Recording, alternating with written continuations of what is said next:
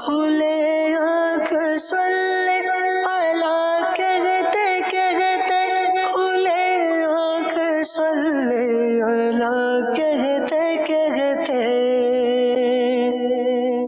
اعوذ باللہ من الشیطان الرجیم، میں اللہ تعالیٰ کی پناہ میں آتا ہوں شیطان مردود سے۔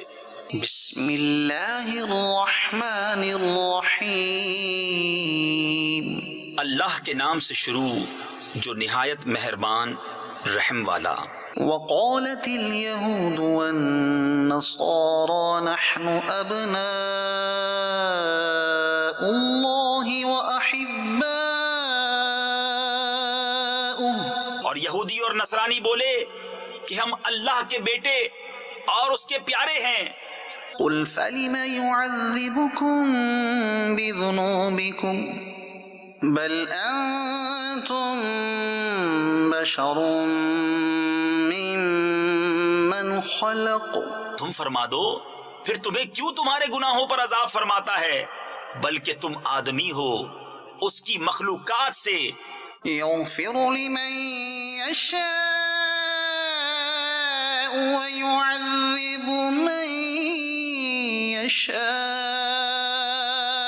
جسے چاہے بخشتا ہے اور جسے چاہے سزا دیتا ہے۔ وَلِلَّهِ مُلْكُ السَّمَاوَاتِ وَالْأَرْضِ وَمَا بَيْنَهُمَا وَإِلَيْهِ الْمَصِيرُ، اور اللہ ہی کے لیے ہے سلطنت آسمانوں اور زمین اور ان کے درمیان کی، اور اسی کی طرف پھرنا ہے۔ يا أهل الكتاب قد جاءكم رسولنا يبين لكم على فترة من الرسل أن تقولوا ما جاءنا من بشير ولا نذير، فقد جاءكم بشير ونذير۔ اے کتاب والو، بے شک تمہارے پاس ہمارے یہ رسول تشریف لائے کہ تم پر ہمارے احکام ظاہر فرماتے ہیں، بعد اس کے کہ رسولوں کا آنا مدتوں بند رہا تھا، کہ تم کہو ہمارے پاس کوئی خوشی اور ڈر سنانے والا نہ آیا، تو یہ خوشی اور ڈر سنانے والے تمہارے پاس تشریف لائے ہیں۔ واللہ علی کل شیء قدیر، اور اللہ کو سب قدرت ہے۔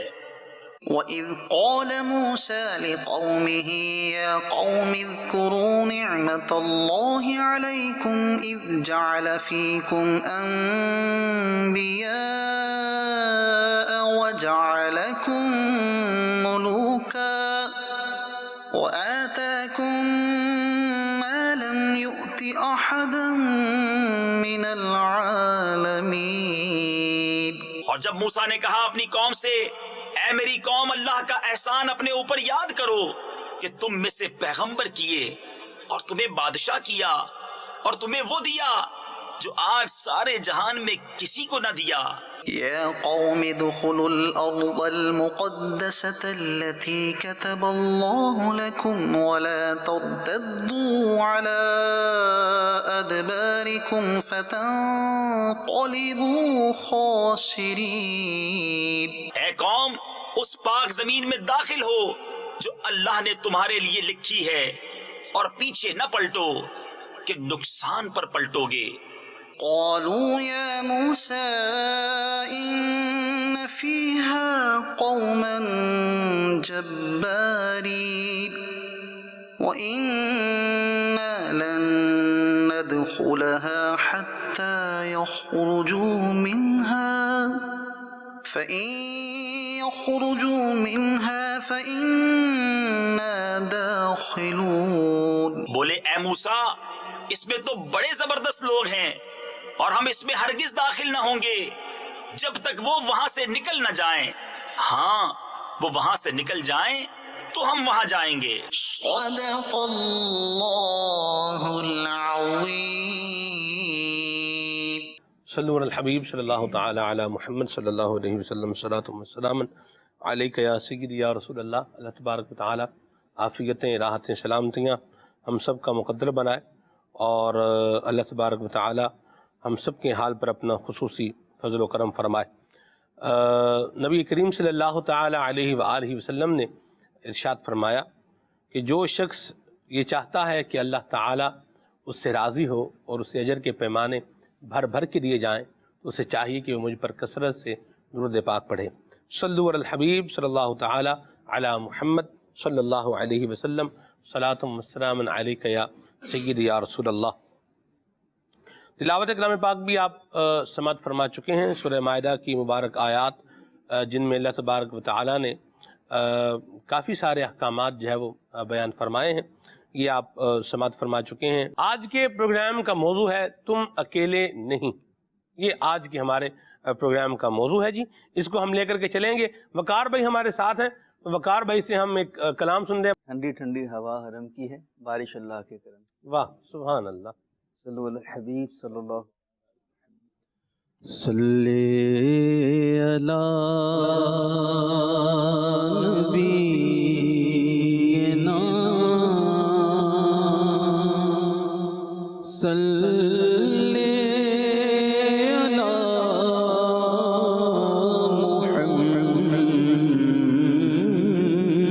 محمد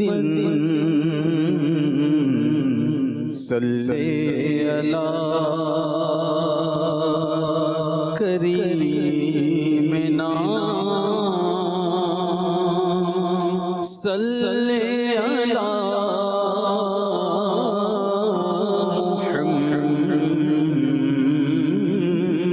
محمد۔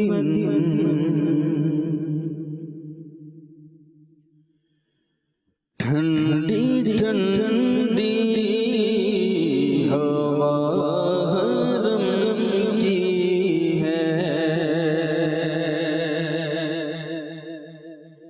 ٹھنڈی ٹھنڈی ہوا حرم کی ہے، ٹھنڈی ٹھنڈی ہوا حرم کی ہے، بارش اللہ کے کرم کی ہے، بارش اللہ کے کرم کی ہے، بارش اللہ کے کرم کی ہے، ٹھنڈی ٹھنڈی ہوا حرم کی ہے،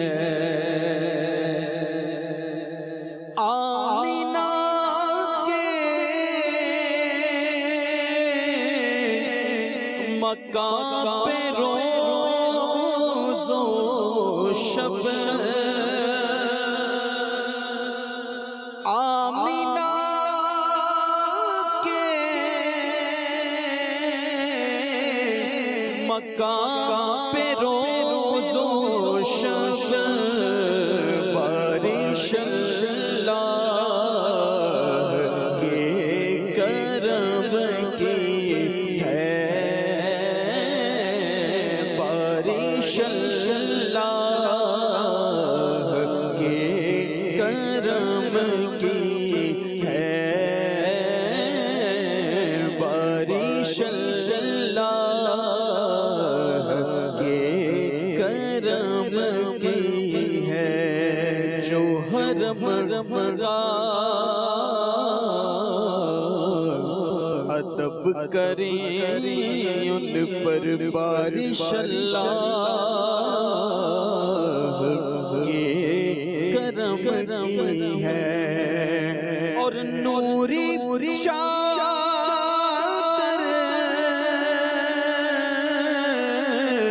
تنی ہے کعبے پر، نوری چادر تنی ہے کعبے پر، اللہ کے کرم کی ہے، بارش اللہ کے کرم کی ہے، ملتزم اور پیر زمزم پر ملتزم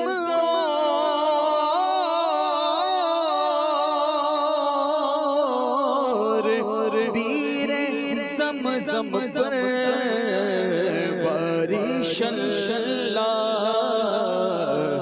کے کرم کی ہے، بارش اللہ کے کرم کی ہے، پاک گھر کے طواف والوں پر، پاک گھر کے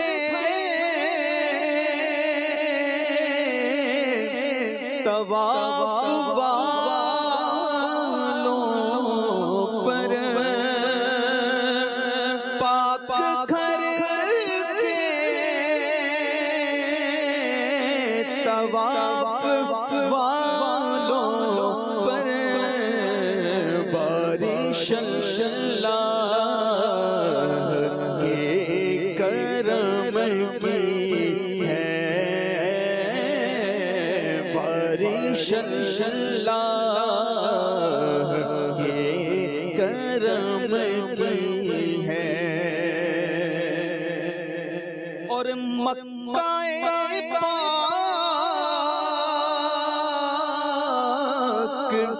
پر مدینے پر، مکہ پاک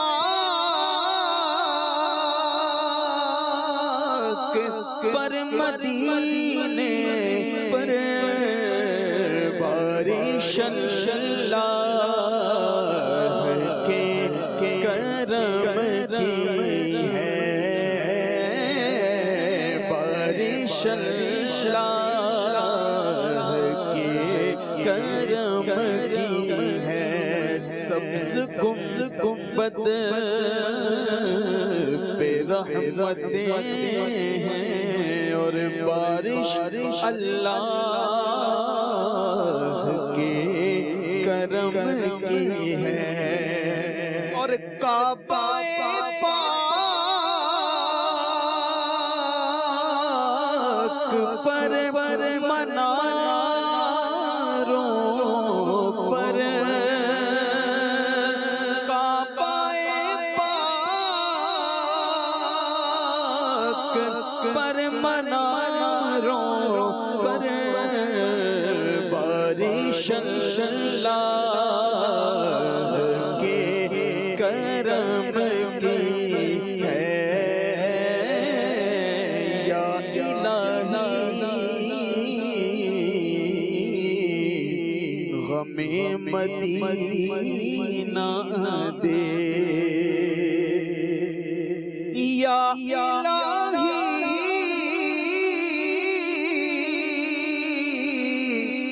غم مدینہ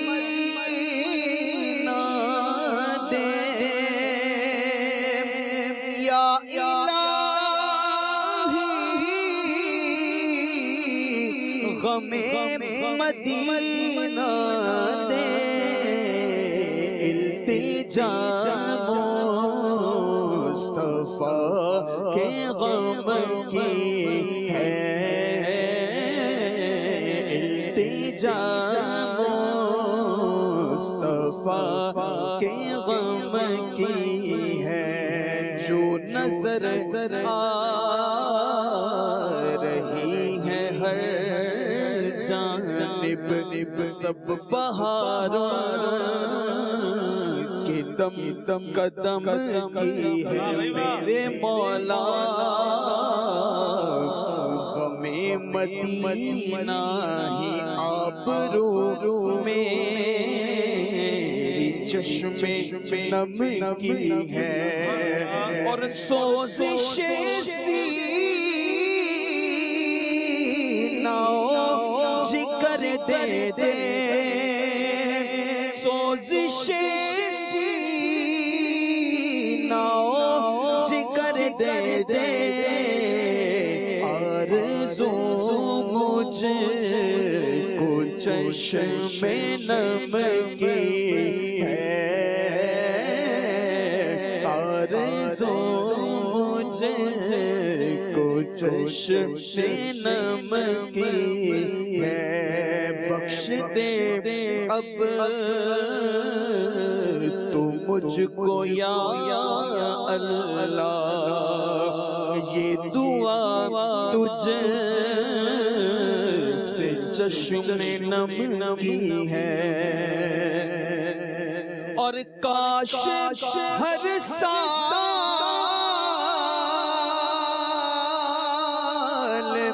حج کرے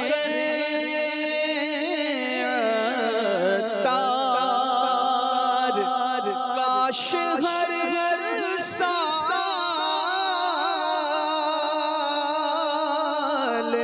حج کرے عطار عرض بدکار پر کرم کی ہے عرض بدکار پہ کرم کی ہے ٹھنڈی ٹھنڈی ہوا حرم کی ہے بارش اللہ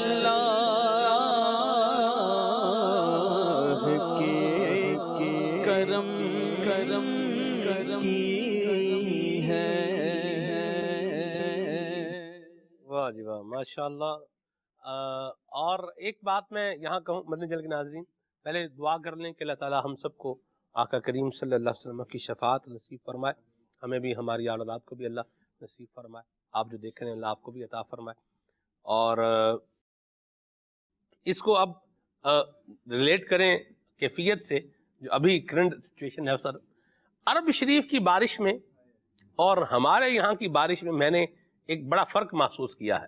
یعنی ہم نے تو عرب شریف میں مکہ اور مدینہ ہی جو ہے وہ دیکھا ہے، یا جدہ شریف جو ہے وہ دیکھا ہے، وہ بھی وہاں جہاز اترا تو اس لیے وہ بھی جتنا وہ ہے اتنا ہی دیکھا. تو بہرحال تو وہاں مدینہ منورہ میں بارش جو ہے وہ دیکھی میں نے. اس کے طرف جو قطرے ہیں بارش کے وہ بہت موٹے موٹے ہوتے ہیں اور ایک دم سے جو ہے وہ جیسے برستی ہے بالکل. تو یہ صرف مدینہ منورہ یا مکہ مکرمہ میں ہی بارش کا یہ سٹائل ہے، یہ خطہ عرب کے اندر جو خلیجی ممالک ہیں ان میں بھی یہی معاملہ ہوتا ہے؟ سچی بات تو یہ کہ جس طرح آپ نے دیکھا اس طرح میں نے کبھی نوٹ نہیں کیا کہ کیا انداز ہے. بہرحال یہ ہے کہ رحمت خاص وہاں برستی ہیں مکہ میں اور مدینہ پاک میں. جیسی رحمتوں کا نزول ہے ویسا تو سارے جہاں میں نہیں ہے، بلکہ سارے جہاں میں جو خیرات تقسیم ہوتی ہے وہ ان دروں سے تقسیم حضور کے در سے تقسیم ہوتی ہے. تو درست فرمایا. اور دوسری بات یہ کہ عرب میں تو کبھی کبھی وہ بارش کے ساتھ ساتھ اولے بھی پڑتے ہیں. جی جی جی جب ویدر ایسا ہوتا ہے تو وہاں تو یہ بھی سلسلہ رہتا ہے. جس طریقے سے مدینہ منورہ اور اس سے آگے کے جو خطے ہیں بعض اوقات وہاں تو یوں سمجھے کہ 2-2 انچ تک کی برف بھی ہو جاتی ہے. یہ پچھلے دنوں ویدر کی تبدیلی پوری دنیا میں آئی ہے. خاص طور پر عرب میں جہاں پہلے صحرائے عرب تپتے رہتے تھے، گرم رہتے تھے، وہاں دیکھنے میں یہ آیا کہ وہاں کے اونٹوں کے کوہان برف سے ڈھک گئے ہیں. اللہ یہ بھی سلسلہ رہا ہے. تو اللہ تعالیٰ کی یقیناً اس میں مشیت ہے، پروردگار عز و جل کی اس میں ہم سب کے لیے رحمت ہے. صحیح ٹھیک ہے جی. یہ جو ایک فریز ہے نا سر، اب تم اکیلے نہیں، یہ بھی انسان کو ایک ڈھارس دینے والا ہے. میں یہ کام کر رہا ہوں، دوسرا بھی کر رہا ہے، تیسرا بھی کر رہا ہے، تو اس سے لوگ کیا ہوتے ہیں تھوڑا انکریج اپنے آپ کو مطلب فیل کرتے ہیں. تو یہ جو نا امیدی ہے، ایک مایوسی ہے، اس کا خاتمہ کرنے کے لیے بھی یہ ایک فریز ہے. اس پر کیا کہیں گے آپ؟ مایوسی تو کہیں پر بھی نہیں ہونی چاہیے، خاص طور پر اللہ تعالیٰ کی رحمت سے بھی مایوسی نہ ہو. اور اگر ہم بات کریں دنیاوی اپنے کاموں کی جی، اس میں لے کر کوئی تکلیف کو لے کر، پریشانی کو لے کر، بلکہ کہا گیا نا کہ ایک ایمان والا اور ایک مسلمان شخص تو ہر حال میں فائدے میں ہے. جی جب اللہ تعالیٰ کی رحمت ملتی ہے تو شکر کرتا ہے، یہ بھی فائدہ ہے. جی اور جب بندے پر مصیبت پڑتی ہے تو صبر کرتا ہے، اور صبر کرنے کی یہ جزا اللہ تبارک و تعالیٰ عطا کرتا ہے۔ تو پروردگار عز و جل نے اگر اپنی کرم میں رکھا، اپنی رحمت میں رکھا، ہر حال میں اس کی رحمت اور اس کا کرم ہے، لیکن بعض اوقات انسان کو جو مصیبتوں کا سامنا ہوتا ہے ان کی وجوہات پر غور کرے۔ اللہ تبارک و تعالیٰ قرآن پاک میں ارشاد فرماتا ہے ما اصاب من مصیبت فبما کسبت ایدی الناس ویعفو عن کثیر، تمہیں جو بھی مصیبت پہنچتی ہے، جو بھی تکلیف پہنچتی ہے، یہ کیا ہے؟ یہ تمہارے اپنے ہاتھوں کی کمائی ہے، ویعفو عن کثیر، اور کتنا تو ہم نے معاف کر دیا۔ یعنی بندہ اپنے پروردگار عز و جل کے حضور یوں شکوہ کرے کہ مولا تجھے میرا ہی گھر ملا تھا، کہ میں بے روزگاری، میری ہی جاب چلی گئی، میرے بچے کا انتقال ہو گیا، میرے والد بیمار ہیں، میری والدہ بیمار ہیں، تجھے اس گھر، معاذ اللہ اگر بندہ یہ سوچے تو یہ دیکھے کہ پروردگار عز و جل کی فرما برداری وہ کتنی کرتا ہے، اللہ تبارک و تعالیٰ کی، پروردگار عز و جل کے احکامات کی بجا آوری وہ کتنی کرتا ہے۔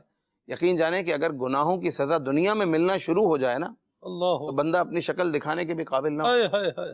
تو مصیبت جس پر ہے وہ اس پر بھی اللہ کا شکر ادا کرے کہ بڑی، اس سے بڑی مصیبت نہیں ہے۔ جی اللہ تبارک و تعالیٰ نے چھوٹی مصیبت عطا کی، اور بعض اوقات یہ چھوٹی مصیبت بھی اس کے گناہوں کے کفارے کا سبب بنتی ہے، یہاں تک کہ ایک رات کا بخار تمہارے گناہوں کی مغفرت کا ذریعہ بن جاتا ہے۔ تو یوں تو اہل ایمان کے لیے تو بڑی ڈھارس بندانے والی، مایوسی کو دور کرنے والی بڑی احادیث ہیں، قرآن پاک کی آیات ہیں، جی تو کہیں بھی مایوسی نہیں ہونی چاہیے۔ اور جس طریقے سے ہمارے آج کا موضوع ہے تم اکیلے نہیں، ہاں جی اس پر ہر آدمی کی کیفیت الگ الگ ہے۔ جی کہ ہم نے تو اس عنوان کو لیا ہے ایک اچھے پیرائے میں، جی ہم نے کس پیرائے میں لیا کہ بھائی آپ مصیبت میں اکیلے نہیں ہیں، اور لوگ بھی ہیں، انہیں دیکھ کر ہمیں ایک ڈھارس ہو۔ لیکن فی زمانہ حال یہ ہے کہ لوگ گناہ کرتے ہوئے یہ جملہ کہتے نظر آتے ہیں، کہہ رہے یار اگر میں کر رہا ہوں تو کیا فرق پڑتا ہے، اور لوگ بھی تو کرتے ہیں نا، جی تو ہمارے ساتھ جو ان کے ساتھ ہوگا وہ ہمارے ساتھ ہوگا، دیکھا جائے گا، دیکھا جائے گا۔ اور لوگ بھی تو نماز نہیں پڑھ رہے نا، یعنی اگر میں اکیلا تھوڑی نماز چھوڑ رہا ہوں، اور لوگ بھی نماز نہیں پڑھ رہے، تو جو ان کے ساتھ ہوگا وہ ہمارے ساتھ ہوگا، دیکھا جائے گا۔ تو دیکھے جانے کی تاب ہم نہیں لا سکتے۔ اگر بندہ تکلیف میں ہو تو اپنے سے زیادہ تکلیف میں مبتلا شخص کو دیکھے اور اللہ تبارک و تعالیٰ کا شکر ادا کرے، اور جو مصیبت ہے اس پر صبر کرے۔ شکر کی برکت سے نعمتوں میں اضافہ ہوتا ہے، اور صبر کرنے سے اللہ راضی ہوتا ہے۔ تو انشاءاللہ دونوں ہی برکتیں نصیب ہوں گی۔ سبحان اللہ۔ اللہ تبارک و تعالی ہم سب کو مایوسی سے بچائے، اور یاد رکھیے گا کہ گردش حالات اور گردش ایام کے اندر ہم اکیلے نہیں ہیں، اور بھی لوگ ہیں جن کے حالات جو ہے وہ ناساز ہیں، جن کی طبیعتیں جو ہے وہ ناساز ہیں، پرابلمز، پریشانیاں گھیرے ہوئے ہیں، بلکہ شاید ہم سے زیادہ گھیرے ہوئے ہیں۔ تو مایوسی کو دور بھگائیں، مایوسی اپنے قریب نہ آنے دیں۔ اچھا یہاں ایک اور بات بھی یاد رکھیں کہ لوگ کہتے ہیں یہ مایوسی کفر ہے، تو بھئی مایوسی جو کفر ہے نا، یہ ایک خاص کیفیت میں جا کے کفر ہے۔ یہ بھی ہر جگہ پر مطلب مایوسی کفر ہے، اس کو بھی جو ہے نا وہ نہیں لگا دینا چاہیے، ٹھیک ہے۔ جیسے کسی نے کہا یار آپ جو ہے وہ لوگوں سے مایوس ہو جائیں، لوگوں سے نا امید ہو جائیں، یعنی کیا کہ لوگوں پر آپ زیادہ ایکسپیکٹیشنز جو ہے ان سے وابستہ نہ کریں، توقعات زیادہ ان سے وابستہ نہ کریں۔ تو لوگوں سے تھوڑا جو ہے اپنے آپ کو امیدوں میں کمی کریں، اور اپنی امیدیں یہ اللہ تبارک و تعالی سے جو ہے وہ وابستہ کریں۔ یوں اگر کوئی آ رہا ہے آپ اس کو ارے یہ آپ کیا مایوسی کی بات ہے، مایوسی تو کفر ہے بھائی، معاذ اللہ۔ تو یہ بھی یاد رکھیں کہ ہر جگہ یہ جملہ بولنے کا نہیں ہے۔ تو جو چیز جہاں کی ہے، لکل قال مقال ولکل مقال قال، ہر مقام کے لیے، ہر جگہ کے لیے ایک بات ہے، اور ہر بات کے لیے کیا ہے، ایک جگہ ہے۔ اس کو ضرور ملحوظ خاطر رکھا جائے۔ بہرحال مایوسی جو ہے یہ اچھی بات نہیں ہے۔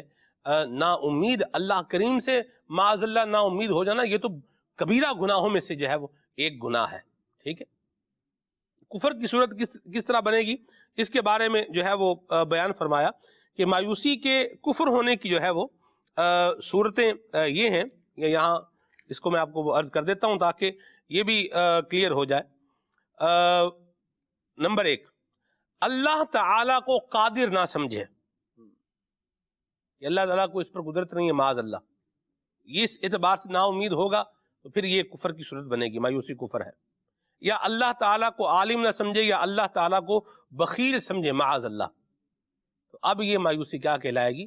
یہ کفر کہلائے گی۔ سلمان بھائی یہاں جو یہ خاص 3 مثالیں دی گئی ہیں نا جی، کہ اللہ تعالیٰ کو بخیل نہ سمجھے یا اللہ تبارک و تعالیٰ کو بخیل سمجھے یا عالم نہ سمجھے یا قادر نہ سمجھے، اس کی یہ خاص یہ 3 باتیں کیوں ذکر کی گئی جی، کہ اللہ تبارک و تعالیٰ کو قادر نہ سمجھے؟ یعنی مثال کے طور پر بندہ 6 مہینے سے بے روزگار ہے، جی، بچے بھی بیمار ہیں، والدین بھی تکلیف میں ہیں، گھر بھی کرائے کا ہے۔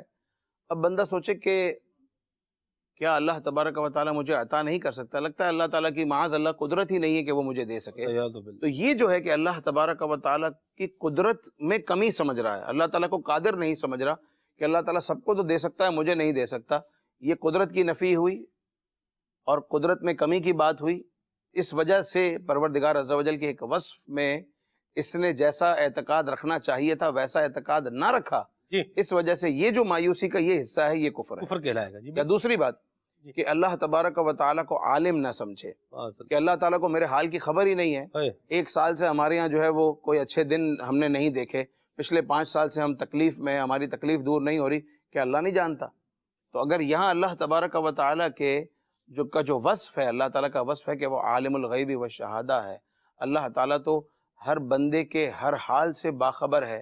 وہ تو ایک سیاہ پتھر پہ جو ایک چونٹی چلتی ہے، اس کو جو خیال ہوتا ہے رب تو وہ بھی جانتا ہے، انہو علیم بذات الصدور، وہ تو دلوں کا حال بھی جانتا ہے۔ تو جب بندے کی مایوسی اس طرف چلی جائے کہ وہ اللہ تعالیٰ کو عالم نہ سمجھے معاذ اللہ، تو یہ مایوسی کفر کی صورت ہوگی۔ اور تیسری بات، اللہ تعالیٰ کو بخیل سمجھے۔ بخیل کون ہوتا ہے؟ کنجوس، جو نہ دینے والا۔ تو اللہ تبارک و تعالیٰ سب کو عطا کر رہا ہے لیکن مجھے نہیں دے رہا، میرے حق میں کنجوس ہے معاذ اللہ، بخیل ہے۔ تو یہ جو اس طرح کا اعتقاد رکھ لینا یہ کفر کی طرف لے جائے گا۔ اس لیے کہا گیا کہ یہ جو یہ یا اس جیسی اور مثالیں بھی ہو سکتی ہیں، وہ مثالیں جو اللہ تبارک و تعالیٰ کے کہیں نہ کہیں وصف کا انکار ہو رہا ہو یا ایسی صورت ہو رہی ہو تو وہ مایوسی کفر ہے۔ ٹھیک ہے جی، چلیں یہ بات بھی کلیئر ہوگی۔ اللہ تبارک و تعالی ہمیں عافیت اور راحت نصیب فرمائے۔ یہاں ہم مایوسی کو پہلے ایڈریس کر رہے ہیں، نا امیدی کو پہلے ایڈریس کر رہے ہیں۔ میں چاہوں گا راشد بھائی آپ کچھ وہ اسباب جو ہے وہ بتائیں کہ جس کی وجہ سے انسان کے دل میں نا امیدی اور مایوسی آتی ہے۔ مایوسی اور نا امید آنے کے بہت سارے سلمان بھائی اسباب ہوتے ہیں۔ ایک سبب تو یہ ہوتا ہے لا علمی، جہالت۔ جب انسان کو علم نہیں ہوتا تو علم نہ ہونے کی وجہ سے بھی انسان بعض اوقات جہالت کی وجہ سے نا امیدی اور مایوسی کی طرف چلا جاتا ہے، کیونکہ جس انسان کو پتا ہو کہ اللہ تبارک و تعالی رؤوف الرحیم ہے، اللہ پاک مہربان ہے، اللہ پاک مشکلات سے نجات دینے والا ہے، بیماریوں سے شفا دینے والا ہے، مشکلات میں اللہ پاک کی مدد شامل حال ہوتی ہے، اور کسی بھی مسائل کا بندہ شکار ہو جائے تو رب کی بارگاہ میں اگر رجوع کیا جائے تو اللہ پاک بندوں کے مسائل کو حل فرما دیتا ہے۔ علم ہوگا تو پھر انسان مایوسی سے نکل سکتا ہے۔ جہالت کی ایک وجہ یہ بھی ہوتی ہے کہ جب آپ جاہلوں کے ساتھ رہتے ہیں، دین کے علم سے کورے جو لوگ ہوتے ہیں ان کے ساتھ جب آپ رہتے ہیں تو ان کی خصوصیات جو ہیں جہالت والی وہ آپ کے اندر بھی کنورٹ ہو جاتی ہیں۔ انہی میں سے ایک جملہ جو آپ نے کوٹ کیا کہ جہالت کی وجہ سے جو کہا جاتا ہے جناب مایوسی کفر ہے، لوگوں سے بالکل مایوس ہو جائیں۔ جناب لوگوں سے بالکل مایوس اگر آپ ہو جائیں گے تو پھر زندگی گزارنا آپ کا مشکل ہو جائے گا۔ شوہر بیوی سے مایوس ہو جائے گا تب مسائل، اپنی اولاد سے مایوس ہو جائے گا تب مسائل، اگر اولاد اپنے ماں باپ سے مایوس ہو جائے تب مسائل، اگر ملازم سیٹ سے مایوس ہو تو کام نہیں ہو سکتا، سیٹ ملازم سے مایوس ہو تو کام نہیں ہو سکتا۔ تو اس طرح علم پہلے نمبر پر تو حاصل کیا جائے تاکہ جہالت کی جو اندھیری ہے ختم ہو اور بندہ مایوسی کے چنگل سے نکل سکے۔ دوسری وجہ ہوتی ہے بے صبری۔ جب انسان کسی بھی کام میں جلد بازی کرتا ہے کہ جناب میں نے دعا کی فوراً قبول ہو جائے، میں نے یہ کام کیا فوراً اس کا رزلٹ آ جائے، میں نے فلاں جگہ جاب کی فوراً مجھے اس کا نتیجہ ملنا شروع ہو جائے، سیلری میں اضافہ ہونا شروع ہو جائے، سیٹ صاحب کی نظروں میں میرا اچھا مقام بن جائے، کسی آفس میں گئے تو وہاں پر میری اچھی پوزیشن ہو جائے، تو بے صبری جو ہوتی ہے یہ بھی انسان کے اندر مایوسی کو پیدا کرتی ہے۔ کیونکہ دنیا کے جو کام ہیں، دنیا یہ دارالعمل ہے، دنیا کے اندر آزمائشیں ہوتی ہیں، ایسا بہت کم ہوتا ہے کہ آپ نے جو کام کیا فوراً سے آپ کو اس کا رزلٹ مل جائے۔ ہاں جنت میں یقیناً ایسا ہوگا کہ بندہ جو خواہش کرے گا اس کی خواہشات فوراً پوری ہوں گی، اللہ پاک کی رحمت ہوگی۔ بندہ چاہے گا یہ کھانا چاہتا ہوں فوراً اس کی پاس پیش ہو جائے گا، چاہے گا دوست سے ملاقات کرنا چاہتا ہوں فوراً تخت پر حاضر ہو کر وہاں پہنچ جائے گا۔ تو جنت میں یہ چیزیں ہوں گی، دنیا کے اندر ایسا نہیں ہو سکتا۔ تو یہاں پر بے صبری کرنا، جناب میں نے یہ کام کیا فوراً مجھے یہ مل جائے، تو اس کی وجہ اچھا پھر سامنے سے آپ کے توقعات کے مطابق وہ آپ کو چیز نہ ملی اور بندہ مایوسی کا شکار ہوتا ہے کہ ایسا ہو ہی نہیں سکتا، یہ دوست ہے اس سے تعلق رکھنا ہی نہیں چاہیے، میرے برے وقت میں کام نہیں آیا، یہ میرا فلاں رشتہ دار ہے برے وقت میں کام نہیں آیا، بس تعلق رکھنا ہی نہیں۔ تو بھائی بے صبری نہ کریں، تھوڑا سا وقت کا انتظار کریں، ممکن ہے کہ آپ کو آگے چل کر معلوم ہو کہ اس بندے کے ساتھ کیا مسائل تھے۔ اچھا تیسری وجہ سلمان بھائی وہ ہوتی ہے بری صحبت۔ جب آپ برے لوگوں میں، دین سے بیزار قسم کے لوگوں میں یا جاہل قسم کے لوگوں میں آپ بری صحبت میں جب بیٹھتے ہیں تو صحبت پھر اپنا اثر رکھتی ہے۔ وہ ایک مقولہ ہے نا، الصحبۃ مؤثرۃ، صحبت اثر رکھتی ہے۔ تو آپ جن لوگوں کے ساتھ آپ کا اٹھنا بیٹھنا ہوتا ہے تو ان کی عادات پھر آپ کے اندر بھی کنورٹ ہونا شروع ہو جاتی ہیں۔ اس کا علاج یہی ہوتا ہے کہ آپ اللہ والوں کی صحبت اختیار کریں، علماء کی صحبت اختیار کریں، آپ دیندار لوگوں کے پاس بیٹھیں، کیونکہ دیندار لوگوں کے پاس جب آپ بیٹھیں گے تو آپ کو قرآنی آیات سننے کو ملیں گی، احادیث سننے کو ملیں گی، آپ کو ان لوگوں کے واقعات سننے کو ملیں گے کہ جو زندگی سے اگرچہ مایوس ہو چکے تھے لیکن اللہ کی رحمت پر انہیں بھروسہ تھا، اللہ پاک نے کیسے مایوسیوں کے چنگل سے انہیں نکال کر امید کے اللہ پاک نے میدان میں انہیں کھڑا کر دیا۔ تو ایک وجہ یہ بھی ہوتی ہے، بری صحبت کی وجہ سے بھی انسان مایوسی میں گرفتار ہو جاتا ہے، تو اس سے نجات کا طریقہ یہی ہے کہ آپ اچھی صحبت اختیار کریں۔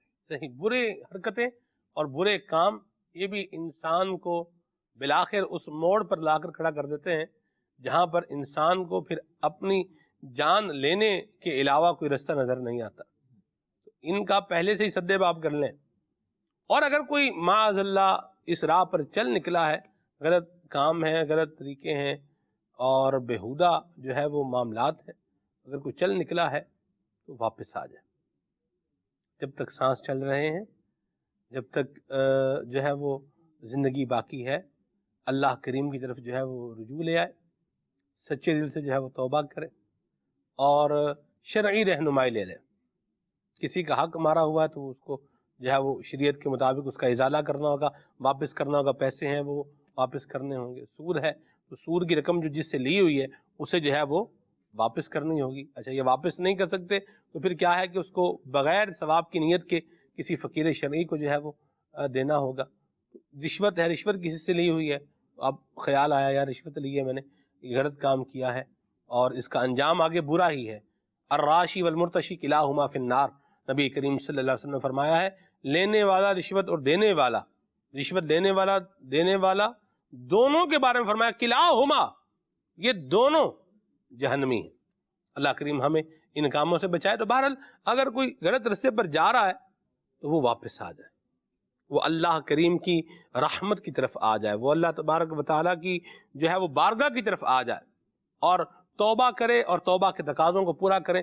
اللہ مہربان ہے، بخشنے والا ہے، اللہ ہمیں برے کاموں سے بچائے اور پھر ایسے برے انجام سے بھی اللہ تبارک و تعالیٰ ہم سب کو محفوظ فرمائے۔ سلمان بھائی اس میں یہ ہوتا ہے، جس طرح آپ نے بڑی اچھی توجہ دلائی، ایک اچھی ڈائمنشن کی طرف گئے کہ بعض اوقات انسان کیا ہوتا ہے کہ غلط جیسے کر لیا نا، گناہ کر لیا، انسان کو اللہ پاک نے سلمان بھائی ایسا بنایا ہے، خاص طور پر اس کے دل کو اور انسان کے اندر جو ضمیر ایک رکھا ہے، وہ کیا کرتا ہے کہ جب آپ گناہ کرتے ہیں، کوئی غلط کام کرتے ہیں، آپ دنیا والوں کو بعض اوقات چپ کرا لیتے ہیں، دنیا والوں کو اپنی باتوں سے خاموش کروا لیتے ہیں، لیکن اندر سے آپ کو صدا ضرور آتی ہے کہ آپ نے اس کا حق مارا ہے، آپ نے غریب پر ظلم کیا ہے، آپ نے اس کو دھوکہ دیا ہے، آپ نے یہ غلط کام کیا، رب کی نافرمانی کی ہے۔ اگر آپ کے اندر ایمان ہے تو آپ کو اندر سے ملامت آئے گی، اور یہ ملامت کا سلسلہ آپ کب تک دبائیں گے؟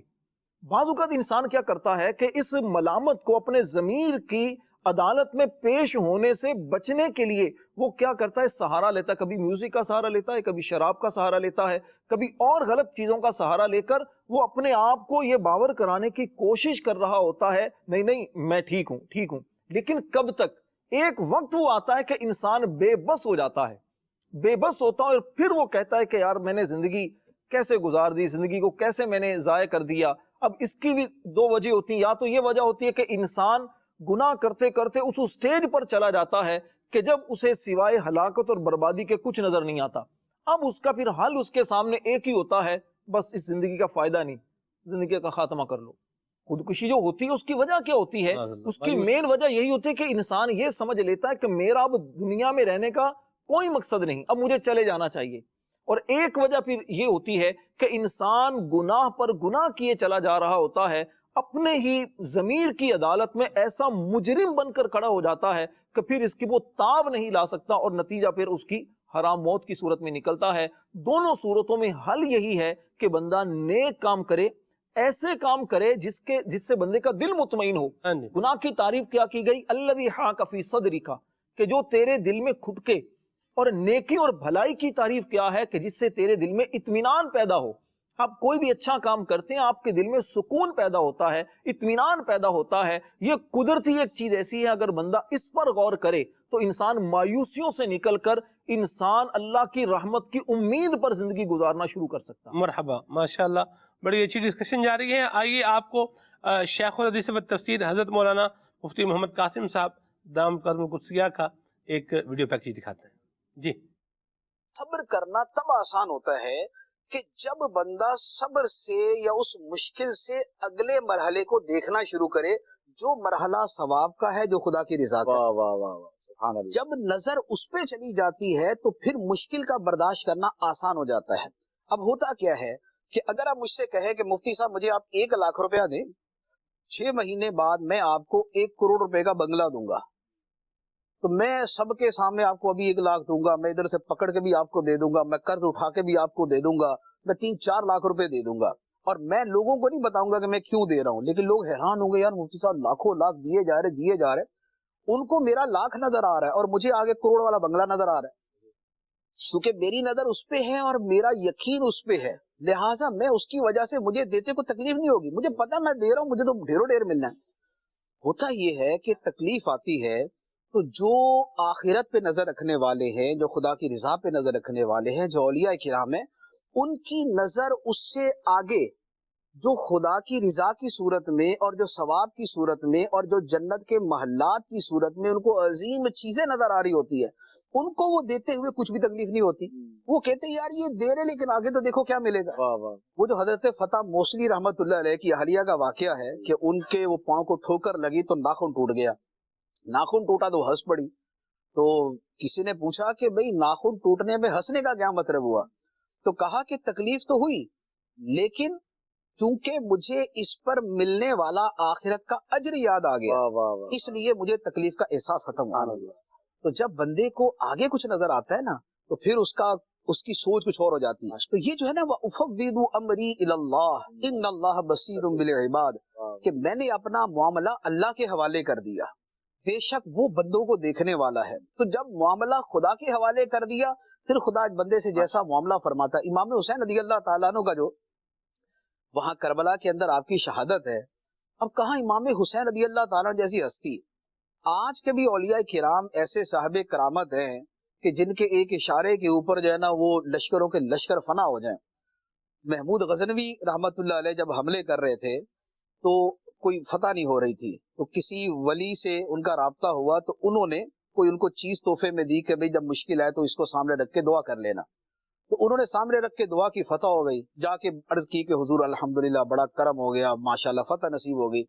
فرمایا صرف فتح کے لیے دعا کی؟ تو نے تو ہماری شے کی قدر ہی نہیں کی۔ اللہ نے کہا حضور اور کیا کرتا ہے؟ فرمایا اس کو سامنے رکھ کے ساری دنیا کے کافروں کے مسلمان ہونے کی دعا کرتے، سارے مسلمان ہو جاتے۔ تو جن کو اتنا کچھ عطا کیا جاتا ہے اس کے باوجود اپنے معاملے کے اندر وہ اپنا معاملہ خدا کے حوالے کرتے۔ واہ بھائی واہ، سبحان اللہ۔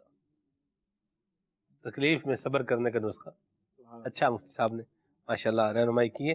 اللہ ہمیں عمل کی سعادت نصیب فرمائے اور تکالیف برداشت کرنے کی بھی اللہ ہمیں ہمت اور حوصلہ بھی عطا فرمائے۔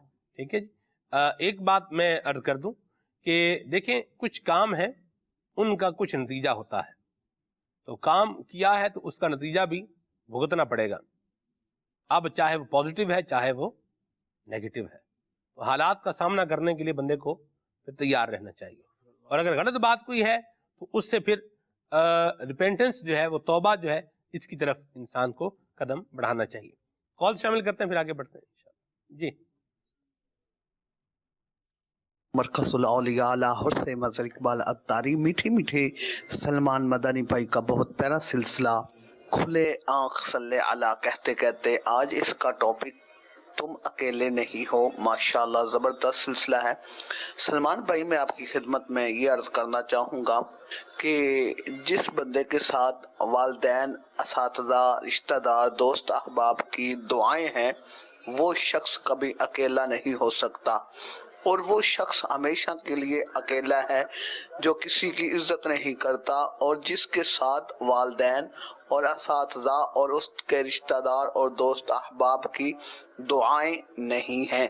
اس پہ بھی آپ کچھ مدنی پھول عنایت فرما دیجئے، اور یہ کلام بھی مجھے سننا ہے. یا الہی ہر جگہ تیری عطا کا ساتھ ہو. جی اس طرف بھی فرمائیں گے. ماشاءاللہ انہوں نے ایک دوسرے پہلو اس بات کا اٹھایا، تم اکیلے نہیں. ہم جس پر اب تک گفتگو کر رہے تھے وہ یہ کہ بندہ جو مصیبت میں ہوتا ہے تو وہ مصیبت میں اکیلا نہیں ہے، لیکن یہ ایک اچھے پہلو کی طرف توجہ دلائی کہ جس کے ساتھ والدین، اساتذہ اور اپنے بڑوں کی، بزرگوں کی دعائیں ہیں تو وہ اکیلا نہیں ہے. اگر دنیا میں اس کو کوئی منہ نہیں بھی لگاتا، مثال کے طور پر، جی تو والدین اور اساتذہ اور پیر و مرشد اور بڑوں کی، بزرگوں کی دعائیں یہ اس کا بیڑا پار کرانے کے لیے کافی ہیں. سبحان اللہ. انسان بعض اوقات یہ سمجھتا ہے کہ اگر میرے تعلقات اچھے ہوں گے، میری پی آر اچھی ہوگی، میرا 4 لوگوں میں میرا ایک اسٹیٹس ہوگا تو ہی جو ہے وہ میں آگے بڑھ سکتا ہوں، جبکہ میں اکیلا کچھ بھی نہیں کر سکتا. لیکن بعض اوقات ایک اکیلا شخص اتنا بڑا کام کر جاتا ہے جو ایک بڑی جماعت بھی نہیں کر سک رہی ہوتی. تو بزرگوں کی دعائیں لینے کے لیے ان کی خدمت کریں، ان کے قریب رہیں، ان سے محبت کریں، اور ان کی محبتوں کو اپنی طرف لینے کے لیے جو کر سکتے ہیں وہ کیجئے شریعت کے دائرے میں. اللہ تبارک و تعالی بزرگوں کی دعاؤں اور بڑوں کی دعاؤں کی برکت سے کامیابی عطا فرمائے. مرحبا. ماشاءاللہ. جی میرا نام عثمان عمر ہے، میں لاہور سے بات کر رہا ہوں. سلمان بھائی، آپ کا پروگرام کھلے آنکھ سے لیلا کہتے کہتے بہت اچھا ہے. اللہ پاک آپ کو اس کی برکتیں عطا فرمائے. نعت خواں اسلامی بھائی سے عرض ہے مجھے یہ کلام سنا دیں. حال دل کس کو سنائیں، آپ کے ہوتے ہوئے. اللہ برکت عطا فرمائے آپ کو، آباد رہیں، جیتے رہیں. جی میرا نام محمد عمر فاروق ہے، میں سردار آباد فیصلہ آباد سے عرض کر رہا ہوں. مہربانی فرما کر یہ پنجابی کلام سنا دیجئے کہ میں لجپالاں دے لڑ لگیاں میرے تو غم پڑے رہن پہ. جزاک اللہ خیر. آمین. جی میں حسن رضا، میری آپ سے فرمائش ہے آپ مجھے یہ کلام سنائیں. یا خدا حج پہ بلا آگ میں کعبہ دیکھوں. واہ بھائی واہ. مرحبا. ماشاءاللہ. جی مجھے مہربانی فرما کر یہ کلام سنا دیں. میں نے شوق مدینے جاواں میرے دل وچ حسرت ہو نہیں. میں صبح فاطمہ تاریہ علی پور سے بات کر رہی ہوں. ارے واہ بھائی واہ. ماشاءاللہ. اللہ برکت دے آپ کو، خوش رہیں، سلامت رہیں. بلال بھائی کیا نعت پڑھتے ہیں؟ نعت عاشی پڑھ لیتے ہیں؟ یوں باقاعدہ جس طریقے سے ایک نعت خواں پڑھتا ہے اس طریقے سے تو نہیں، لیکن ظاہر ہے کہ ہر عاشق رسول نعت تو پڑھتا ہی ہے. اللہ ہمیں عاشق رسول بنائے، نعتیں پڑھنے والا. صحیح. قافلے والو ٹھہرو ذرا، ہم بھی چلتے ہیں ذرا. قافلے والو ٹھہرو، گٹھڑیاں تو شائے امید کی کس جانے دو. یہ کلام سنا دیں. ٹھیک ہے جی، بڑے پیارے کلام کی فرمائش کی ہے آپ نے. مرحبا. اللہ پاک آپ کو برکتیں عطا فرمائے. سوئے طیبہ جانے والوں مجھے چھوڑ کر نہ جانا. ٹھیک ہے جی. محمود بھائی کا کلام سنائیں. اسٹوڈیو کلام اے ختم رسول مکی مدنی. ٹھیک ہے جی. اللہ برکت دے آپ کو. آئی پھر یاد مدینے کی رلانے کے لیے یہ کلام سنا. ناروال سے میسج ہے، بہت شکریہ. یا رب سوئے مدینہ مستانہ بن کے جاؤں، حمزہ والا سے میسج ہے، بہت شکریہ. اور حمزہ یاسین بھائی ہیں، یہ کہہ رہے ہیں آپ کبھی اوکاڑا آئے ہیں؟ جی ہاں، میں بالکل اوکاڑا آیا ہوں، اور حضرت غلام علی اوکاڑوی رحمۃ اللہ تعالی علیہ کے مزار پر انوار پر میں نے حاضری بھی دی تھی. اوکاڑا میں الحمدللہ آپ کی دعوت اسلامی کا ایک بڑا زبردست جو ہے وہ مدنی مرکز فیضان مدینہ بھی ہے، اور اس میں ایک زبردست جامعۃ المدینہ بھی ہے، مدرسۃ المدینہ بھی ہے بحمداللہ تعالی، ایک بڑی بلڈنگ ہے اللہ کے فضل سے، مسجد بھی ہے الحمدللہ۔ پھول نگر سے میسیج ہے، بہت شکریہ، اللہ برکتیں عطا فرمائے۔ اشفاق بھائی کی آواز میں ہمیں منقبت بھی سنوائی جائے انشاءاللہ عز و جل۔ کچھ کلام شامل کریں وقار میں، پھر آگے چلتے ہیں۔ صلی اللہ تعالی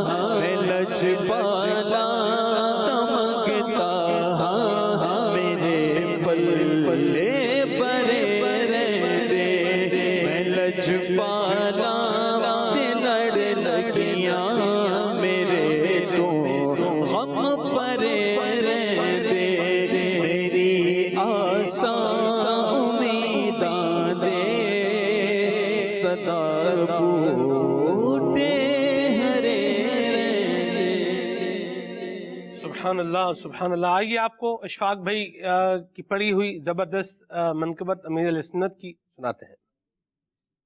میرے دل میری جان کا قرار، میرے دل میری جان کا قرار، پیر میرا مرشد عطار، پیر میرا مرشد عطار، پیر میرا مرشد عطار، پیر میرا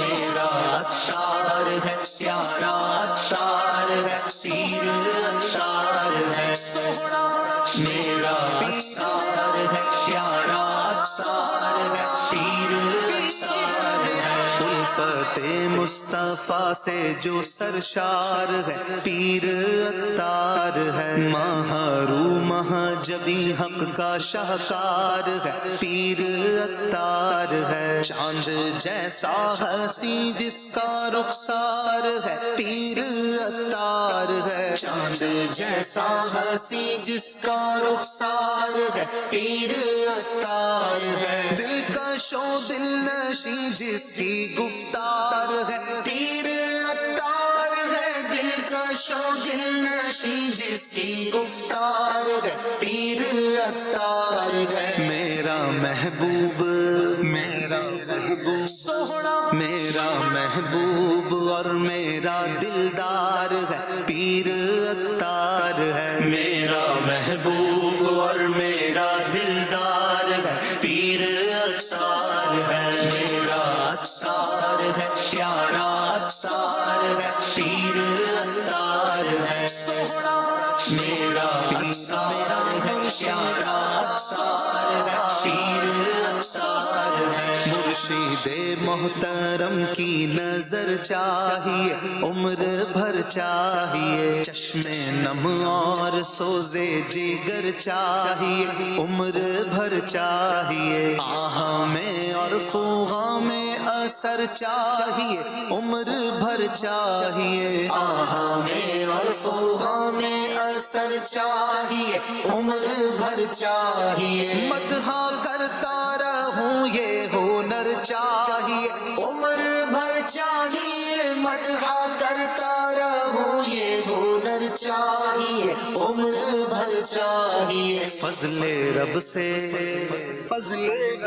سوہنا، فضل رب سے جو میرا مددگار ہے، پیر عطار ہے، فضل رب سے جو میرا مددگار ہے، پیر عطار ہے، میرا عطار ہے، پیارا عطار ہے، پیر عطار ہے، سوہنا میرا عطار ہے، پیارا عطار ہے، پیر عطار ہے، جس کے در سے ملا ہم کو احمد رضا، ہاں کہو برملا، فیض غوث جلی پا رہے ہیں صدا، ہاں کہو برملا، چار یاروں کی عظمت کا ڈنکا بجا، ہاں کہو برملا، چار یاروں کی عظمت کا ڈنکا بجا، ہاں کہو برملا، مل گئے مصطفیٰ اور ان کا خدا، ہاں کہو برملا، مل گئے مصطفیٰ اور ان کا خدا، ہاں کہو برملا، رات دن کرتا رات دن کرتا دی کا جو پرچار ہے، پیر عطار ہے، رات دن کرتا دی کا جو پرچار ہے، پیر عطار ہے، میرا عطار ہے، پیارا عطار ہے، پیر عطار ہے، سوہنا میرا عطار ہے، پیارا عطار ہے، پیر عطار ہے، سنیت کے چمن کو میلی تازگی میرے عطار سے، سارے عالم میں بٹنے لگی آگہی میرے عطار سے، ہر اندھیرا میٹا ہو گئی چاندنی میرے عطار سے، ہر اندھیرا میٹا ہو گئی چاندنی میرے عطار سے، مردہ دل پا گئے ہیں یہاں زندگی میرے عطار سے، مردہ دل پا گئے ہیں یہاں زندگی میرے عطار سے، علم کا دیکھو سونا علم کا حلم کا ایک مینار ہے پیر عطار ہے علم کا حلم کا ایک مینار ہے پیر عطار ہے میرا عطار ہے پیارا عطار ہے پیر عطار ہے سونا میرا عطار ہے پیارا عطار ہے پیر عطار ہے فیض احمد رضا جا بجا چاہیے عشرت دائمی صدقہ شاہ کرب و بلا چاہیے عشرت دائمی قبر میں حشر میں ہر جگہ چاہیے عشرت دائمی قبر میں حشر میں ہر جگہ چاہیے عشرت دائمی گرمی یہ حشر میں ایک ریدا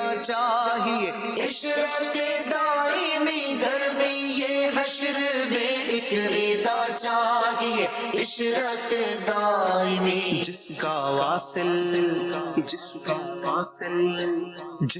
واصل ہمیشہ طلبگار ہے پیر عطار ہے جس کا واصل ہمیشہ طلبگار ہے پیر عطار ہے میرا عطار ہے پیارا عطار ہے پیر عطار ہے سونا میرا عطار ہے پیارا عطار ہے پیر عطار ہے یا خدا میرے مرشد کو آباد رکھ ان کے سارے گھرانے کو بھی شاد رکھ یا خدا میرے مرشد کو آباد رکھ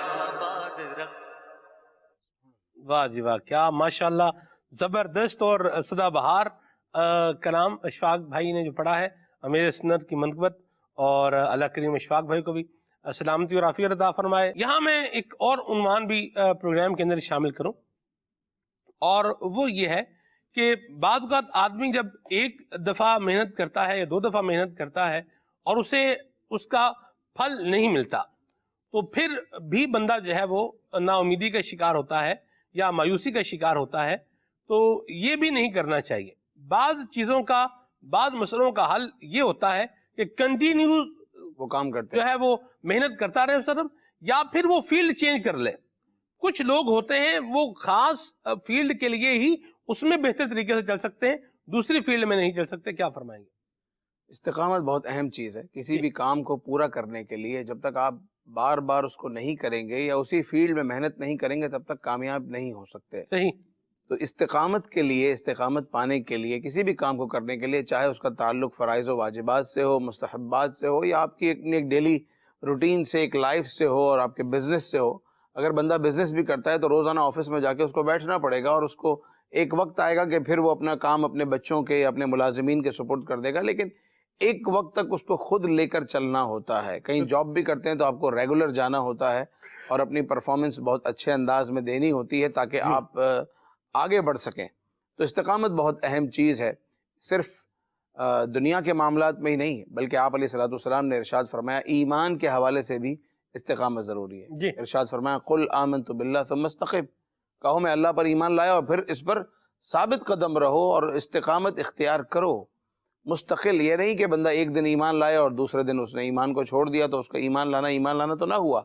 تو ایمان پر بھی استقامت، فرائض نمازوں کا سلسلہ شروع کیا، اس پر بھی مستقیم ہو، استقامت سے کام لے۔ کسی بھی مستحب کام کو شروع کرے تو اس پر بھی۔ سرکار دو عالم صلی اللہ تعالیٰ علیہ وسلم نے ایک بار بلال حبشی رضی اللہ تعالیٰ عنہ کو بلایا اور پوچھا کہ رات میں نے خواب دیکھا اور میں نے دیکھا کہ جنت میں داخلہ ہے، لیکن میں نے یہ دیکھا کہ ایک شخص ہے جو مجھ سے بھی پہلے جنت میں داخل ہوا ہے۔ سرکار دو عالم صلی اللہ علیہ وسلم ارشاد فرما رہے اور وہ بلال وہ تم ہو۔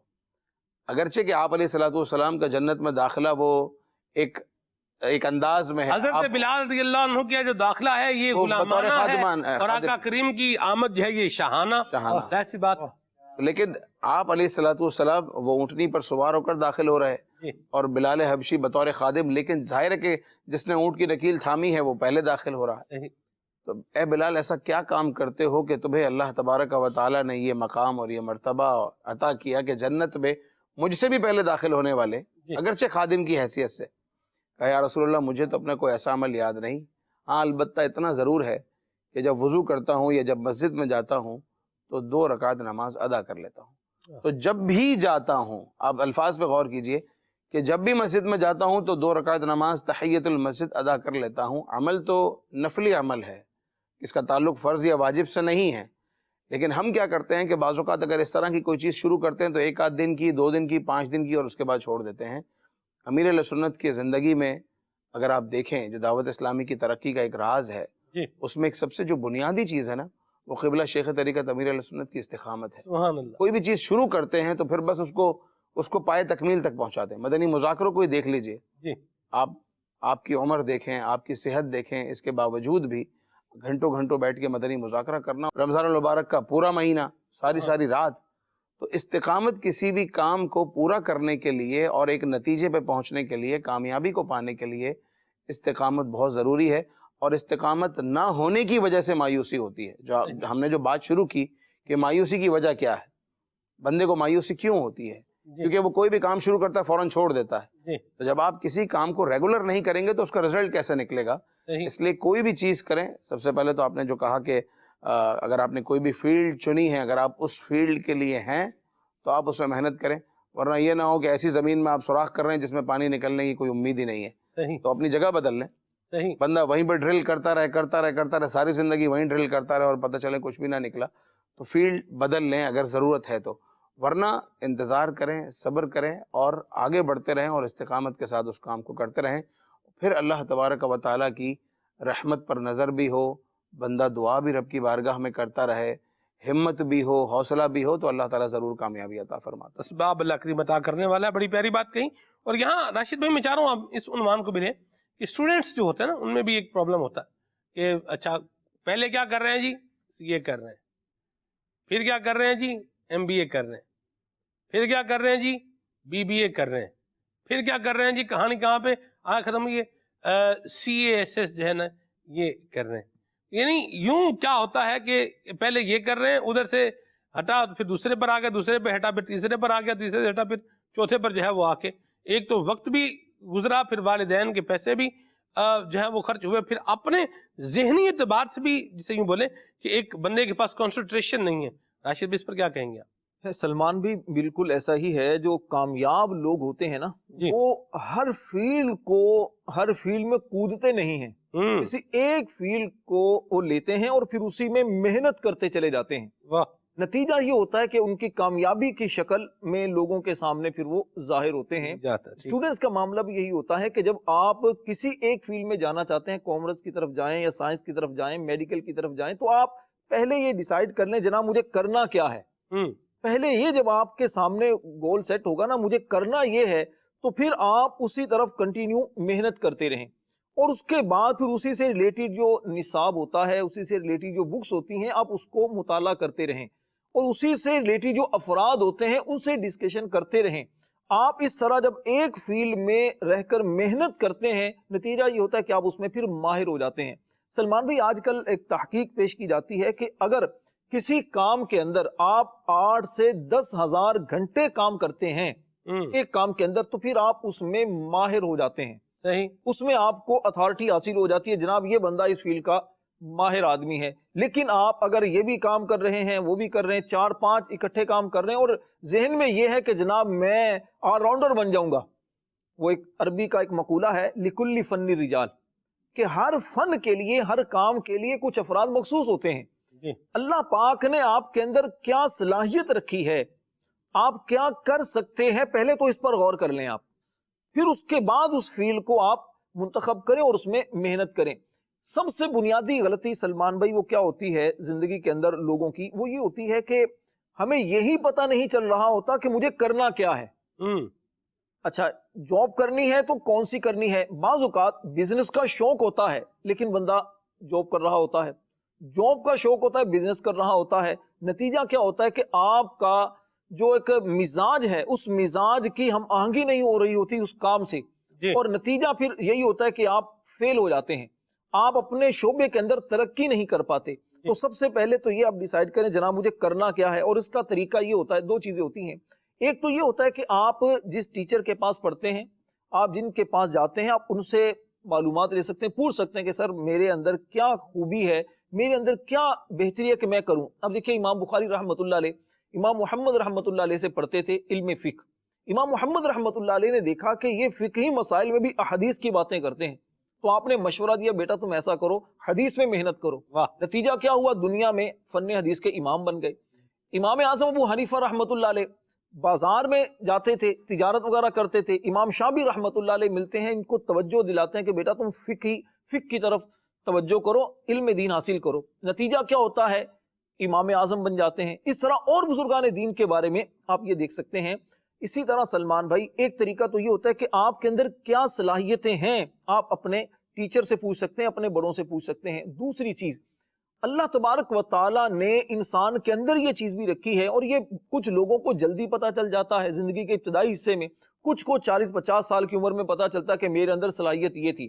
تو آپ اس پر بھی غور کرتے رہیں کہ آپ کا مزاج کس طرف ہے، شوق کس طرف ہے۔ اب یہ کیسے پتہ چلے گا کہ میرا شوق کس طرف ہے؟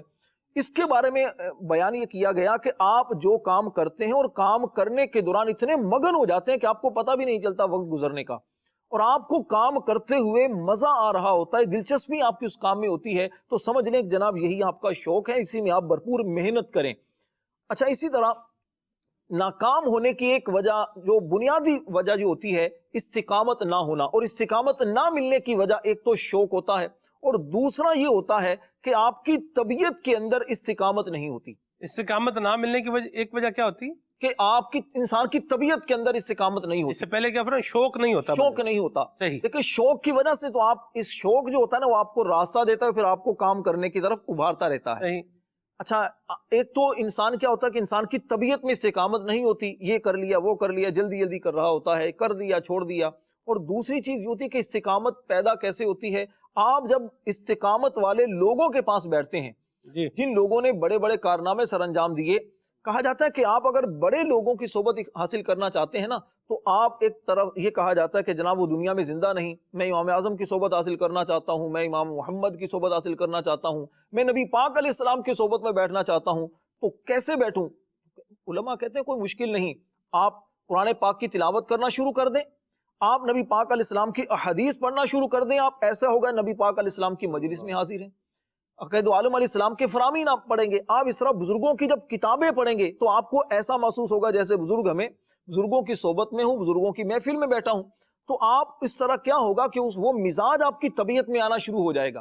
اچھا، اسی طرح آپ جب کسی بڑے لوگوں کے پاس بیٹھنا شروع ہو جاتے ہیں، بڑے لوگوں علماء کے درمیان آپ بیٹھتے ہیں، فقہاء کے درمیان بیٹھتے ہیں، تو جو ان کے آپ کارنامے دیکھتے ہیں، ان کی طبیعتوں کو دیکھتے ہیں کہ انہوں نے بڑے بڑے جو کارنامے سر انجام دیے ہیں، جو زندہ ہیں، آپ ان کے پاس بیٹھ جائیں، آپ دور نہ جائیں۔ مدنی مذاکرہ اگر آپ سنتے ہیں، امیر اہل سنت کی صحبت آپ اختیار کرتے ہیں، مدنی چینل کے ذریعے ہو یا ویسے آپ کو جب موقع ملتا ہے فیضان مدینہ میں آپ شرکت کرتے ہیں، تو آپ جب دیکھتے ہیں کہ یہ ہمارے دور کے بزرگ ہیں اور انہوں نے اتنے بڑے بڑے کارنامے سر انجام دیے ہیں، تو ان کے پاس اگر میں بیٹھتا ہوں اور یہ کس طرح اس مقام تک پہنچے، تو یقیناً اس کے پیچھے آپ کو ملے گا کہ یہ کنٹینیوس کام کو کرتے رہے۔ دعوت اسلامی جو دنیا بھر میں اس کا پیغام پہنچا، دنیا بھر میں اس کے مبلغین پہنچے، لاکھوں لوگ اس سے وابستہ ہیں، اس کی وجہ کیا ہے؟ اس کی وجہ پیچھے وہ یہی آپ کو ملے گی، امیر اہل سنت کی مستقل مزاجی، مستقل آپ کی دین کے لیے کڑن، اور لوگوں کو نیکی کی دعوت دیتے رہنا، لوگوں کے لیے، لوگوں کے دکھ درد میں ان کے ساتھ شامل حال ہونا۔ نتیجہ پھر یہ نکلتا ہے کہ آپ کو اتنا اچھے رزلٹ کی صورت میں آپ کو دنیا کے سامنے ایک تصویر نظر آتی ہے۔ ماشاءاللہ، چلیں یہ بات بھی کلیئر ہوگی۔ صرف میں یہاں ایک اور بھی اسی سے ریلیٹڈ بات، جیسے راشد بھائی نے کہا کہ کامیاب لوگ جو ہیں ان کے ساتھ بیٹھیں، جن کی اچیومنٹس ہیں آپ ان کے ساتھ بیٹھیں۔ یہ جو کامیاب لوگ ہوتے ہیں نا، یہ بھی بعض اوقات کیا کرتے ہیں کہ دوسرے بندے کو کامیابی کا نسخہ بتاتے نہیں۔ کچھ تو وہ ہوتے ہیں جو سخی دل ہوتے ہیں، بتاتے ہیں، سب بتا دیتے ہیں بھائی یہ کام کیسے ہوگا، بھائی ایسے ایسے ایسے ایسے ہوگا۔ کچھ وہ ہوتے ہیں جو بالکل بھی نہیں بتاتے۔ مچھلی والوں کے بارے میں کہا جاتا ہے، ان کے مچھلی والوں کے بارے میں کہ یہ جو مسالہ مچھلی کے اوپر ڈھونڈ کے، مطلب وہ جو مسالہ اس کے اوپر ڈال، یہ پنجابی فریز میں شیئر نہیں کرتے، وہ جو مسالہ ہے نا مچھلی والے کا، وہ مسالہ کسی کو نہیں بتائے گا، یہ بھی کیسے بنتا ہے یہ۔ اچھا، यूं ही कुछ लोगों की, कुछ होटलों की क्या है, चटनियां बड़ी मशहूर होती हैं, तो वो अपनी चटनी की रेसिपी नहीं बताएगा, भी चटनी की रेसिपी क्या है। इसी तरह मुख्तलिफ चीजें होती हैं, ये है। अच्छा, यूं ही सिर्फ काम कोई करना चाह रहा है और ये उसको अगर थोड़ी गाइडलाइन दे दे, थोड़ा उसको बता दे, और दूसरा बंदा भी अचीवमेंट हासिल कर सकता है। लेकिन क्या करेंगे, उसे वो चीज नहीं बताएंगे कि जो उसको उसकी मंजिल तक पहुंचा दे, बल्कि उसे ऐसा बताएंगे, उसको डी ट्रैक जो है वो कर देंगे। तो मैं चाह रहा हूं जरा आप थोड़ा इस पर जो है वो कुछ रहनुमाई फरमाएं कि अगर किसी बंदे ने कोई अचीवमेंट की है तो वो अपनी अचीवमेंट्स का दूसरा कोई अगर उस रास्ते पर आने का दुरुस्त रास्ता है, शरीयत मुताहरा ने इजाजत दी, जाहिर सी बात है हम उसी रास्ते की बात कर सकते हैं जो शरीयत में परमिसिबल है।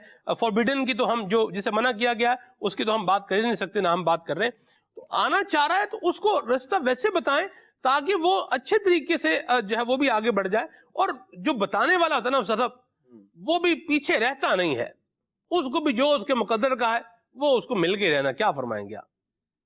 देखें, अगर आदमी का ये तसव्वुर बन जाए ना कि जो चीज अपने पास, जिस चीज की ज्यादती और इजाफा चाहता है जी, वो चीज बांटना शुरू कर दे। वाह भाई वाह। अगर आप चाहते हैं कि आपका इल्म बढ़े, आप पढ़ाना शुरू कर दें। सुभान अल्लाह, ऐसी बात है। ऐसा ही है ना। ऐसा ही। इसी तरीके से एक शख्स चाहता है कि वो पैसे वाला है और वो मजीद पैसे वाला बनना चाहता है, वो पैसा बांटना शुरू कर दे।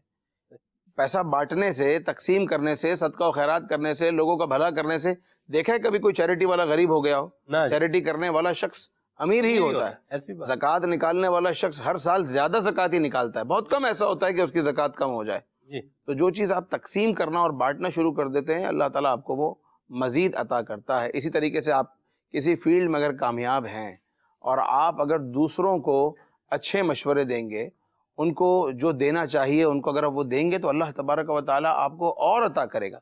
यानी कामयाबी ऐसा तो नहीं है ना कि आप किसी फील्ड में अगर आप डॉक्टर बन गए तो अब इसके बाद अगली कोई मंजिल ही नहीं है, उसके बाद आप सर्जन बनेंगे, उसके बाद आप मजीद एक्सपीरियंस हासिल करेंगे।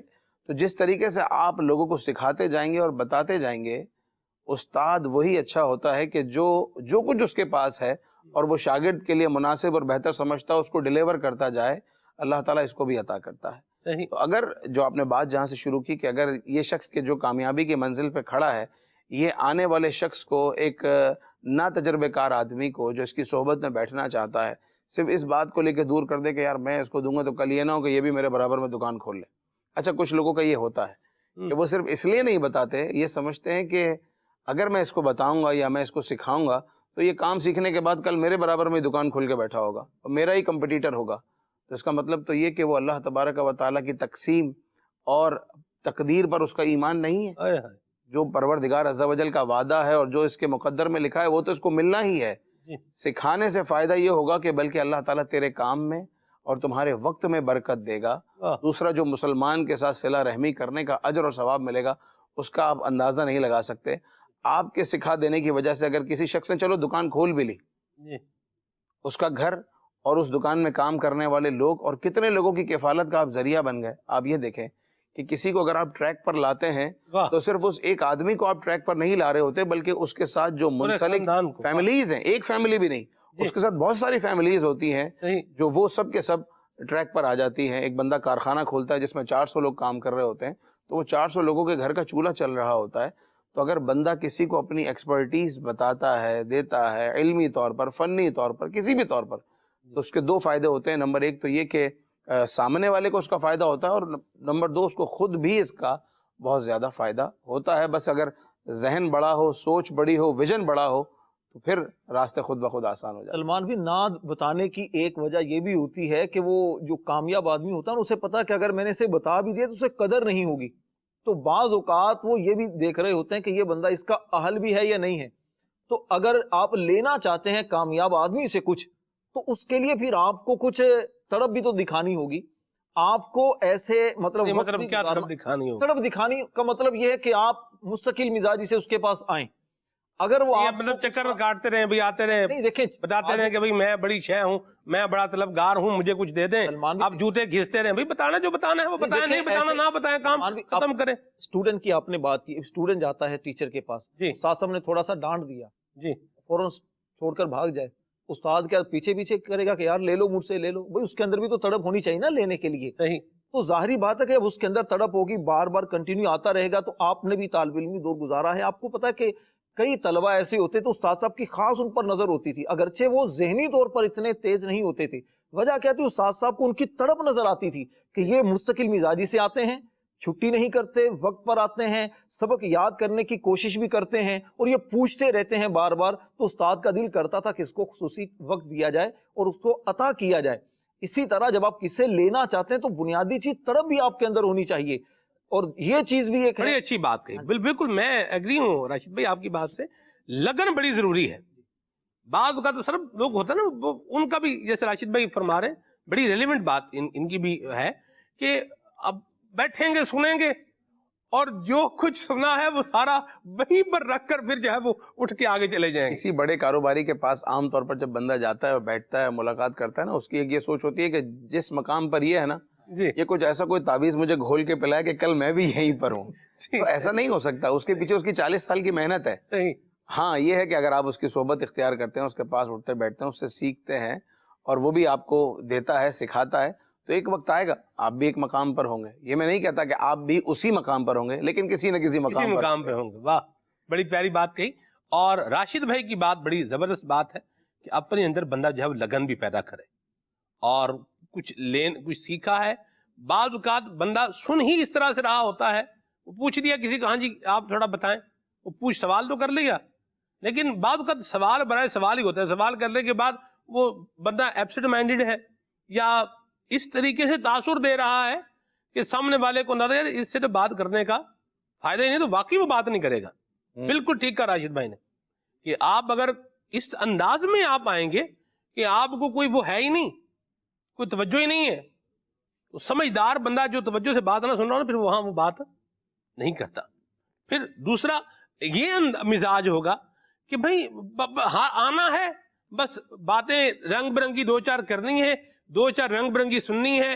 وہ کانوں کو وہ تھا نا ایک بادشاہ کے بارے میں، اس نے وہ بادشاہ کو کچھ سنایا، بادشاہ کو بات سنائی، بادشاہ نے کہا یہ دیا، اس نے پھر وہ کوئی اور بات سنا، وہ دیا، یہ دیا، وہ دیا، یعنی وہ یوں کرتے کراتے وہ نپٹ گیا معاملہ. جب وہ جانے لگا تو بادشاہ نے کہا محافظوں کو کہ بھئی اس کو محل سے باہر نکال دو. انہوں نے کہا بادشاہ سلامت، آپ نے تو یہ مطلب مجدے سنائے ہیں، خوشخبریاں سنائی ہیں. بادشاہ نے کہا تم نے ہمارے کانوں کو خوش کیا ہے، ہم نے تمہارے کانوں کو خوش کر دیا ہے. تو یوں ہی مطلب پنجابی میں کہتے ہیں کرنا دا چسکا، مطلب یہ نہیں ہونا چاہیے.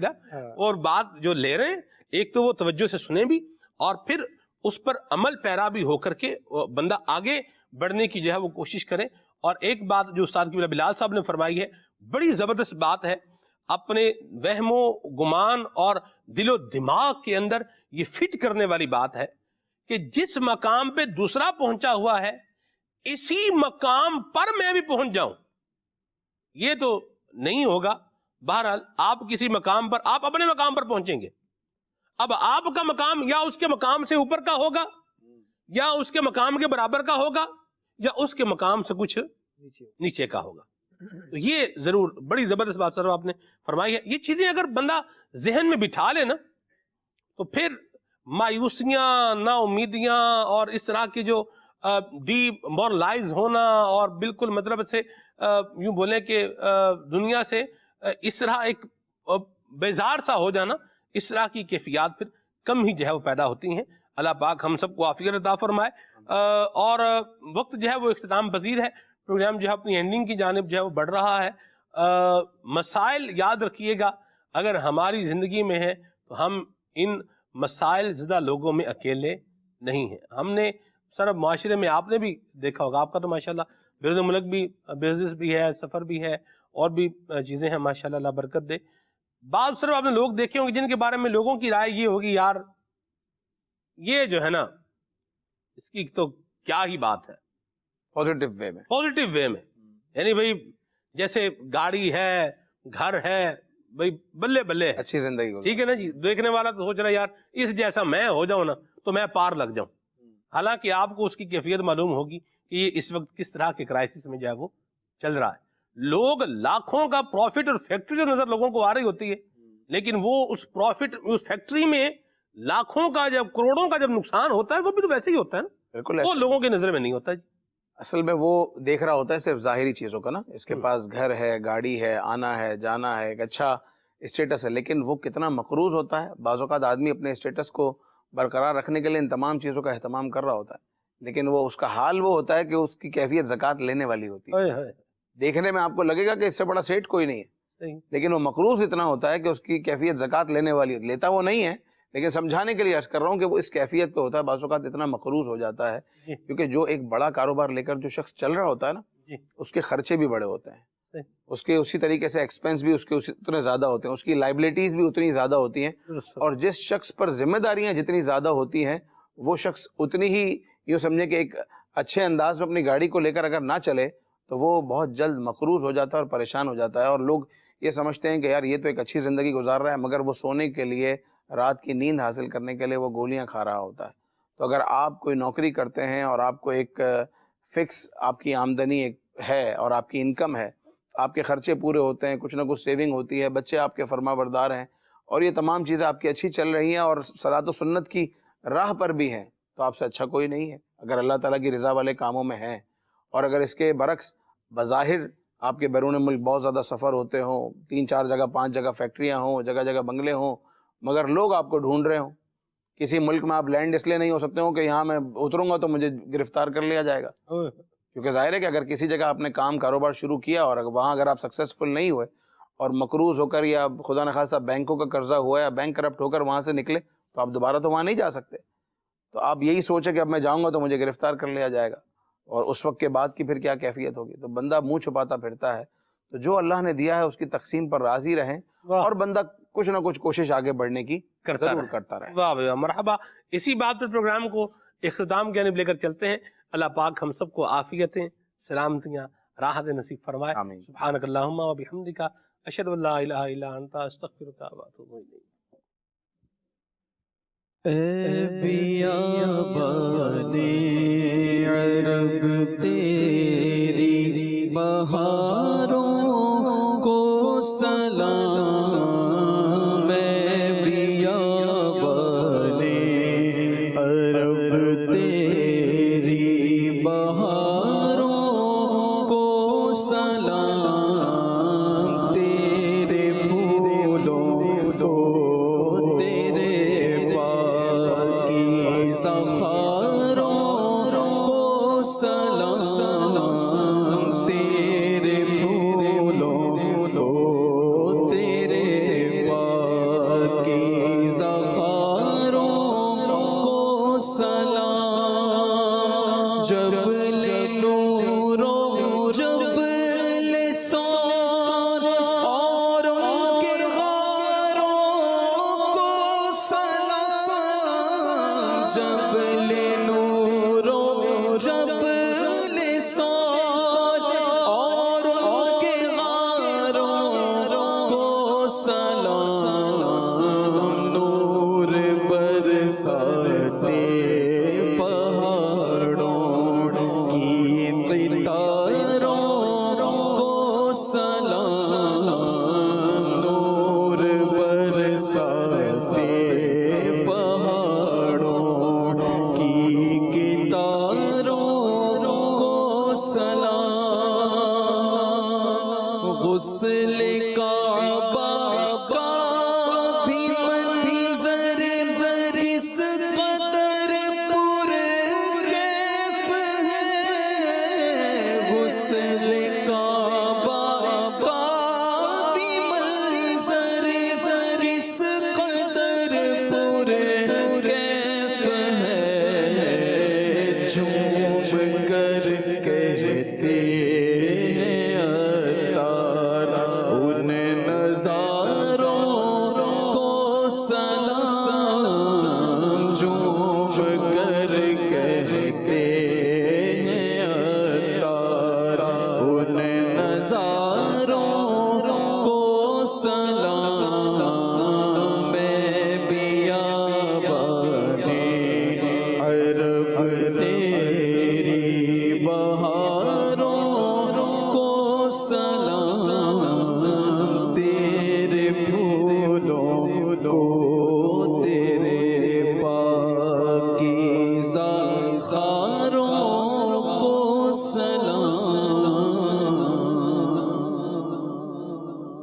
کھلے آنکھ صلی